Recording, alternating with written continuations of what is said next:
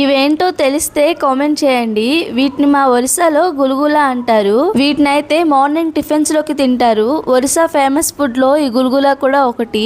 బయట క్రంచీగా లోపల స్పాంజీగా చాలా బాగుంటాయి. దీనికోసం ఒక గిన్నెలో కప్పుంపావు గోధుమ పిండికి 1 కప్పు వరకు గోధుమ నూక వేసేసుకోవాలి. అలానే మెయిన్ ఇంగ్రీడియంట్ అయిన గుప్పుడు సోంపు కూడా వేసేసుకోవాలి. అలానే పించ్ ఆఫ్ బేకింగ్ పౌడర్ లేదా బేకింగ్ సోడా, టేస్ట్ కి తగ్గట్టు సాల్ట్, ఆయిల్ లేదా గీ వేసి ఒకసారి కలుపుకున్నాక బెల్లం, పంచదార కలిపిన నీళ్ళని కూడా వేసేసుకుని ఈ విధంగా కలుపుకోవాలి. పిండి గట్టిగా కలిపితే గులుగులా గట్టిగా వచ్చి టేస్ట్ బాగోదు. ఈ పిండిని 20 మినిట్స్ రెస్ట్ ఉంచి నిమ్మకాయ సైజ్ అంత బాల్స్ లా చేసేసుకొని మరుగుతున్న నూనెలో 2 మినిట్స్ పాటు లో ఫ్లేమ్ లో, 3 మినిట్స్ ఫుల్ ఫ్లేమ్ లో పెట్టి ఈవెన్ గా ఫ్రై చేసేసుకుంటే గులుగులా రెడీ అయిపోతుంది. మన తెలుగు వారికి మైసూర్ బోండా అంటే ఎమోషన్ కదా, సేమ్ వీళ్ళకి కూడా ఈ గులుగులా అంతే.